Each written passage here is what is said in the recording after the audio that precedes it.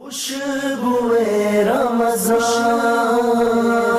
خوشبوئے رمضان۔ الحمدللہ رب العالمین والصلاة والسلام علی سید الانبیاء والمرسلین، اما بعد فاعوذ باللہ من الشیطان الرجیم، بسم اللہ الرحمن الرحیم۔ الصلاة والسلام علیک یا سیدی یا رسول اللہ وعلی آلک واصحابک یا حبیب اللہ۔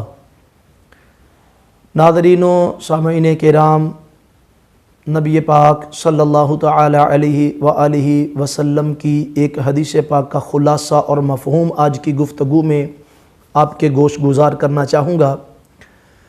نبی رحمت شفیع امت صلی اللہ تعالی علیہ وآلہ وسلم نے ارشاد فرمایا، پانچ سے پہلے غنیمت جانو۔ پانچ چیزوں سے پہلے غنیمت جانو۔ غنیمت جانو مطلب یہ 5 چیزیں آپ کے پاس ہیں تو آپ ان سے بہت فائدہ حاصل کر سکتے ہو، اس سے پہلے کہ یہ نہ رہیں ان سے فائدہ حاصل کر لو۔ وہ 5 چیزیں کیا ہیں؟ پہلے نمبر پر فرمایا کہ جوانی کو بڑھاپے سے پہلے غنیمت جانو۔ جس انداز سے جوانی کے اندر آپ عمل کر سکتے ہیں، کوئی بھی کام دینی ہو یا دنیاوی، جس احسن طریقے سے کسی کام کو جوانی میں آپ انجام دے سکتے ہیں، بڑھاپے میں اس طرح اس کام کو انجام دینا ممکن نہیں ہوتا۔ تو جوانی کے اندر جہاں دنیاوی کاموں کے لیے لوگ زیادہ کوشش کرتے ہیں، اسی طرح ہمیں دینی کاموں کے حوالے سے اپنی آخرت کی تیاری کے لیے بھی یہ سمجھ لینا چاہیے کہ جو ہماری زندگی کا بہترین پیریڈ ہے، جو بہترین ٹائم پیریڈ ہے، وقت ہے، وہ جوانی کا ہے۔ جس انداز سے عمل کر کے ہم اپنے رب تعالیٰ کو جوانی میں خوش کر سکتے ہیں، پھر بڑھاپے میں ایسا اعمال کرنا ممکن نہیں ہوگا۔ اور ویسے بھی جوانی کی جو توبہ ہے وہ اللہ تعالیٰ کی بارگاہ میں بڑی مقبول ہے۔ اب اس پہ ایک بات جو بڑی غور طلب ہے، دیکھیں کہ ایک بندہ جوان ہے اور وہ تندرست بھی ہے، اس کے پاس وسائل بھی ہیں اور وہ گناہ کر سکتا ہے، اس کی پہنچ تک ہے گناہ تک، اور اب گناہ کرنے کی طاقت اور وسائل کے ہوتے ہوئے گناہ کو چھوڑ کر اللہ تعالیٰ کے حکم کی طرف رجوع کرنا، یہ اصل توبہ اور یہ اصل نیکی ہے۔ ایک بندہ جس کے پاس گناہ کرنے کی طاقت بھی ہے اور وسائل بھی ہیں، گناہ تک اس کی پہنچ ہے، وہ گناہ کو چھوڑ دیتا ہے تو اسے صحیح معنوں میں گناہ کو چھوڑنا کہیں گے۔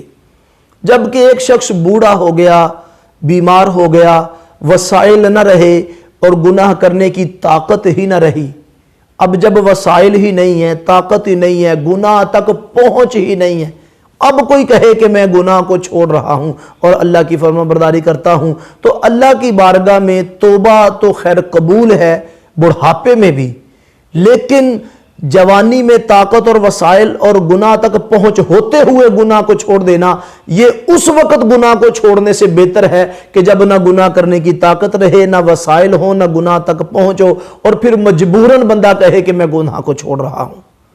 تو اصل میں جو توبہ ہے اور حقیقت میں جو نیکی ہے وہ تو یہی ہے کہ گناہ پر اختیار ہونے کے باوجود محض اللہ کی نافرمانی کے ڈر سے کہ یہ رب تعالیٰ کی نافرمانی ہے، اس لیے اس کو چھوڑ دیا جائے۔ تو اس لحاظ سے فرمایا کہ جوانی کو بڑھاپے سے پہلے غنیمت جانو۔ دوسری چیز فرمایا صحت کو بیماری سے پہلے غنیمت جانو، کہ جس انداز سے تندرستی کے دنوں میں یا تندرستی کے وقت میں بندہ عمل کر سکتا ہے، بیماری کی حالت میں بھی وہ اس کے لیے ممکن نہیں ہوگا۔ تو اس سے پہلے کہ صحت نہ رہے، بیماری آ جائے، اس صحت سے فائدہ اٹھایا جائے، اپنی جوانی اور اپنی صحت کو اللہ تعالیٰ کی رضا والے کاموں میں لگا دیا جائے۔ تیسری چیز جو ارشاد فرمائی کہ غنا کو فقر سے، غنا کا معنی امیری آپ سمجھ لیں، دولت مندی کو فقر سے، غریبی سے پہلے غنیمت جانو۔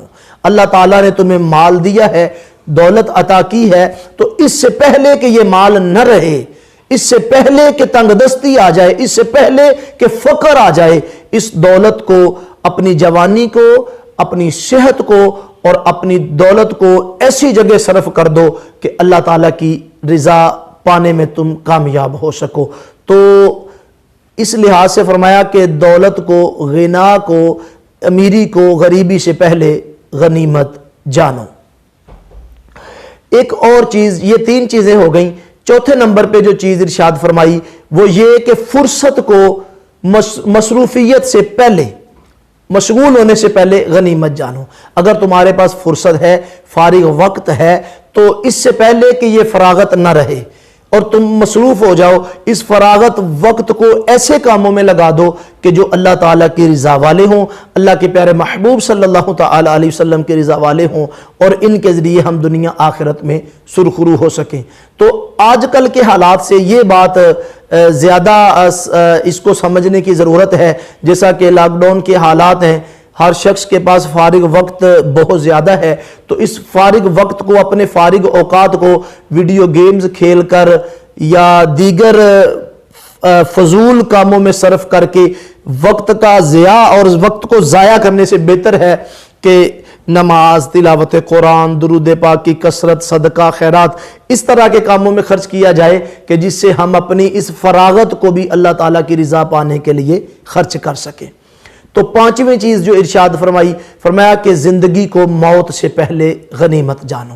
یہ زندگی دارالعمل ہے، ہمارے عمل کرنے کا جو ٹائم پیریڈ ہے وہ ہمارے مرنے سے پہلے ہے۔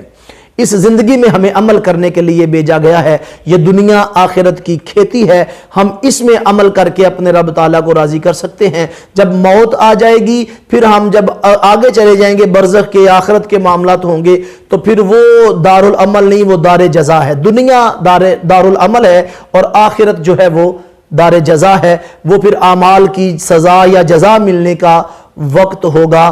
تو اب ہمیں زندگی کو غنیمت جاننا چاہیے کہ ہم اپنی زندگی کے اوقات کو اس حال میں بسر کریں کہ ہم اپنے رب تعالیٰ کو راضی کرنے میں کامیاب ہو جائیں۔ اللہ تعالیٰ ہمیں عمل کی توفیق عطا فرمائے، آمین، بجاہ النبی الامین صلی اللہ تعالیٰ علیہ وآلہ وسلم۔ سامعین و ناظرین کرام، ہمارے چینل کو سبسکرائب کر کے بیل کا بٹن دبائیے تاکہ ہمارے آنے والی ایپیسوڈز بھی آپ تک بآسانی پہنچ سکیں۔ جزاک اللہ خیر۔ خوشبوئے رمضان، خوشبو